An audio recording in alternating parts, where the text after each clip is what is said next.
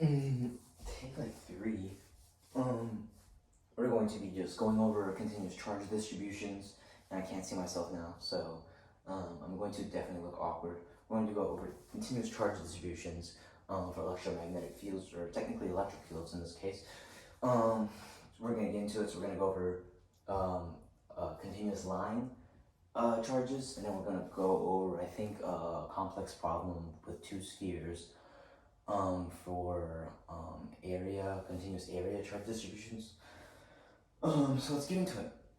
The first charge distribution or problem that we're going to go through is going to be, okay, so we have a continuous line charge distribution, right? And a line charge distribution is basically just going to be some charge Q distributed across a line continuously. And we're going to try to find the electric field at this line charge distribution. I'm just going to say lambda from now on, right? Lambda line charge distribution. So the electric field that lambda inflicts upon some point P that's z distance above this lambda.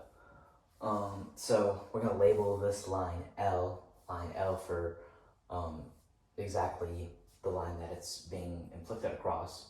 And then we're going to break this line L up into dx's, as always, inside of electromagnetism and electromagnetics. And when we're just going across some type of problem, a lot of times we're going to end up just labeling everything in dx's and dl's and everything. So what we're going to do is we're going to do this, we're going to label this line L, and we're going to go ahead and we're going to say, okay, we're going to mark this as x. So we have this length x defined by some angle at which the electric field is inflicting upon point P. Since at every point dx, right, at every point dx, there's going to be a new electric field being inflicted on point P. Now, due to the superposition principle, we know that the summation of these different electric fields being inflicted upon point P are all just going to be the electric field in total inflicted upon point P, which we'll go into a little more later. So each one of these dx's is going to be considered its own electric field, and theta is defining which dx it is, if that makes sense.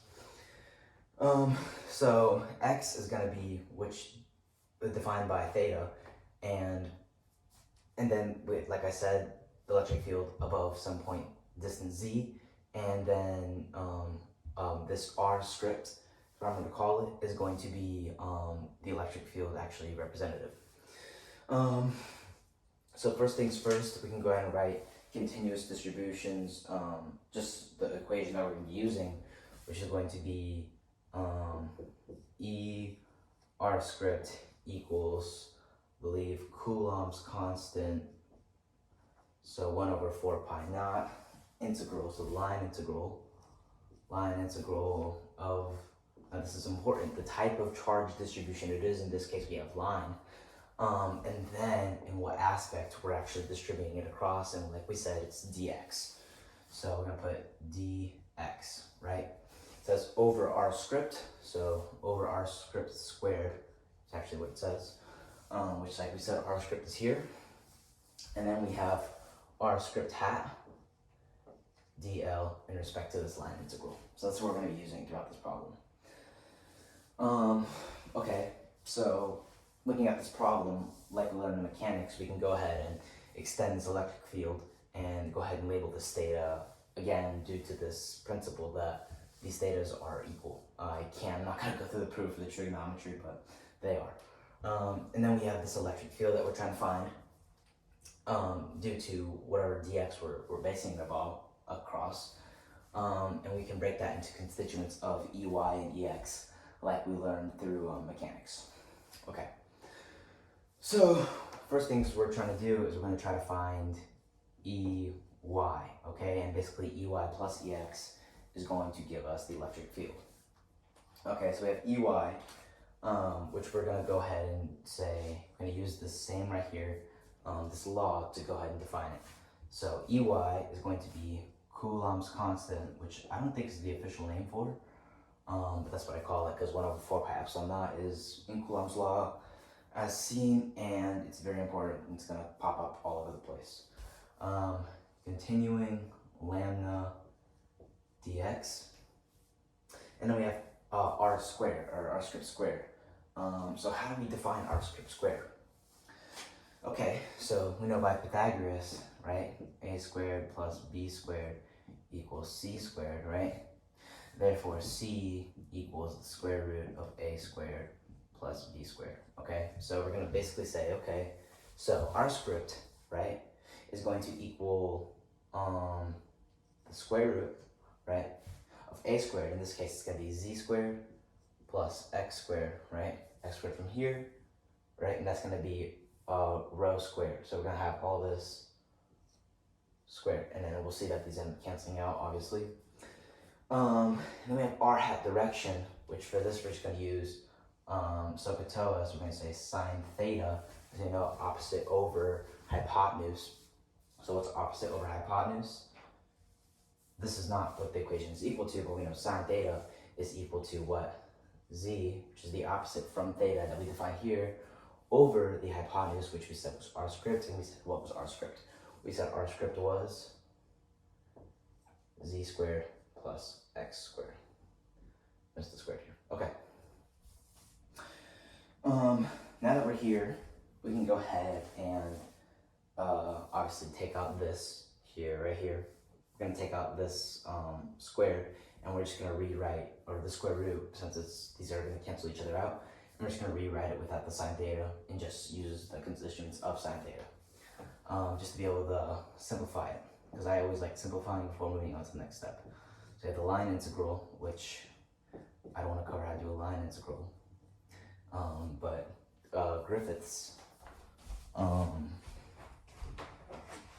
Griffiths textbook, which this problem is from, covers it very nicely in the vector analysis section.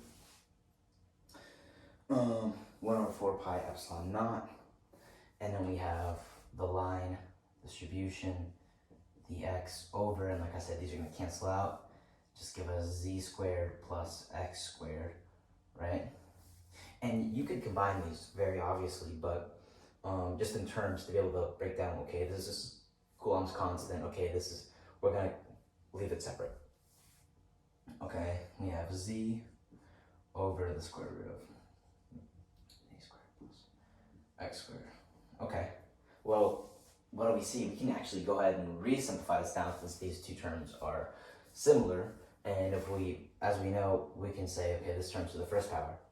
And we could say this term is, if we take away the square root, we could say this term right here is to the 1/2 power, right? Well, this is to the first, so yeah.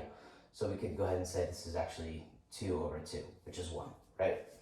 And then combining these, we're gonna get what? We're gonna get EY equals, and I notice in a lot of lectures, when professors are giving lectures, they just assume this math, and obviously it ends up working out, but sometimes it's like, you're just like, where the hell did that come from?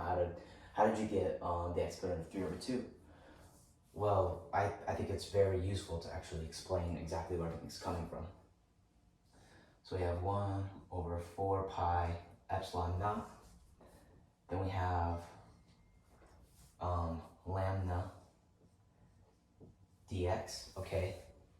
I'm gonna put the z, actually we're just gonna put the z right here. We are gonna combine it, I take back. And then what do we have here? Well, if we're gonna try to combine these two together, if we're gonna multiply them, what do we know? We know that it's just gonna be z squared plus x squared, right? All to the 3/2, right? Because 2 plus 1, it's gonna be 3, and then we have the constant denominator of 2, so 3 over 2. Okay, and then what do we have to do? Well, this is just gonna be the magnitude of in the y direction, and we'll go ahead and give it strips later towards the end. Technically, this is the sine theta is gonna help us out giving it with the scripts in Cartesian coordinates. If we're using spheres like we're gonna do later, it's gonna be in spherical coordinates, obviously. Okay, and I know that's still in frame, so I have to redraw that out. The next step we're going to go ahead and give this bounds. So we're going to give it bounds of what? From L to 0. 0 here. And we can go ahead and do that in the next step, which my math is always all over the place. So EY, and now that is lower. Pull out the lecture chair. Okay. So we have EY equals, and we're just gonna give it the bounds in this step, but we're gonna do in this step is we're gonna take out the constants like we do whenever we're just integrating, because now our job is to integrate. Just to find EY. So what are the constants? We have Z as a constant, we have lambda as a constant, and we have Coulomb's constant as a constant. So we're gonna take this all out, and we're gonna say, okay, we have Coulomb's constant 4 pi epsilon naught. We have lambda Z. What else do we have as a constant? Oh yeah, and since Levate, gonna keep out this, we take out the negative, and we're going to integrate, start an integration, I didn't erase anything. And this is gonna be dx left over, or we're just gonna integrate in respect to dx, however you wanna think about it. Obviously the bounds are gonna be from 0 to the end of the line that we're talking about. And we're gonna go ahead and put this right here. Okay, z squared plus x squared 3 over 2. And like I said, I'm like either stuttering or going slower, because obviously I'm trying to understand this completely as well. This is the right steps. I already derived everything.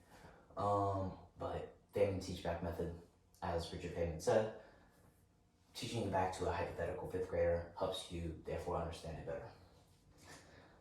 Okay, so like we can just take this dx out right here, and obviously put a 1, and then just integrate in respect to x. But we have a z here.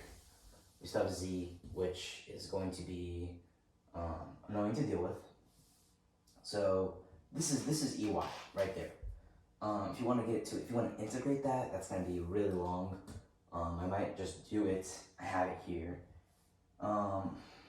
It's going to be such a substitution integral, and we're going to put it in terms of z. I don't think I really want to do that. Do I? Well, I'll give you a substitution in case you want to do it. So it's going to be x equals z tan theta. And now we know 1 plus tan theta equals secant squared theta. And these are just the identities or stuff that we would use if we would derive it. Squared theta equals 1, and we're gonna end up swapping this out for the 1 here and say sine squared theta plus cosine squared theta plus tan theta is going to all be secant squared theta, and I think that's the only substitution needed. I think everything else can be derived. Dx over d theta would be z secant squared theta, like I mentioned. And we would have to go through new bounds, giving it alpha and just integrating it by substitution, which, like I said, it's a nasty integral. But finally, for the integral, we get, so for the integral, after you solve the integral, it's going to be EY equals Coulomb's constant, so 1 over 4 pi epsilon naught. And then we have lambda over z, and actually it's a pretty interesting integral. As far as the math, if you're into math, it's a weird solution.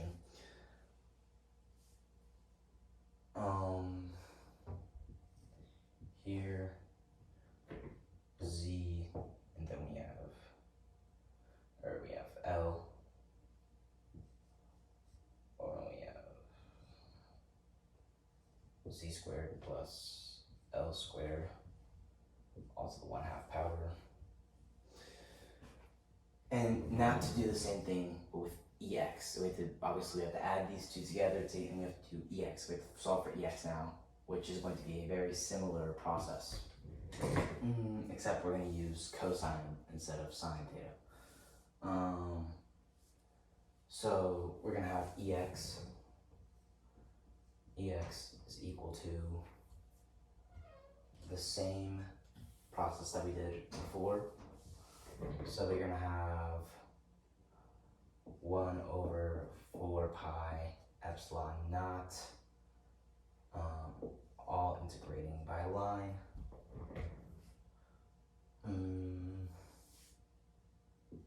Lambda dx over z squared plus x squared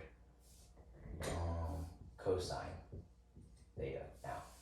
And by SOHCAHTOA, again, we have cosine theta to be equal to adjacent over hypotenuse. So it's going to be x over the square root of x squared plus z squared. We'll go ahead and rewrite that out up here since this is free space and I like all free space covered, obviously, as a mathematician. Ex equals the line integral of 1 over 4 pi epsilon naught lambda dx, and then we're just going to go ahead and do the same substitution that we did up from here and combine these two z squared plus x squared terms and say z squared plus x squared 3 over 2 I don't know if you guys can hear. Z squared plus x squared 3 over 2. And then obviously we have this x term up here. This marker is dead. But it's dying. No, it's gonna look so bad using two different color markers.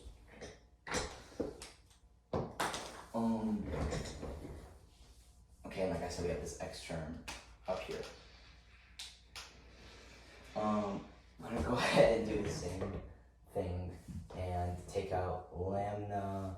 We're gonna take out x instead of z, all over Coulomb's constant epsilon naught, integrated by the same bounds, L to 0, and what's left inside, we have z squared plus x squared to 3 over 2, all over dx, aka 1, in respect to x, and it's a similar process by integration, which we're left with ex. Ex being equal to Coulomb's constant 4 pi epsilon naught. In this case, it's going to be lambda over z. And z, don't get confused with this integral here.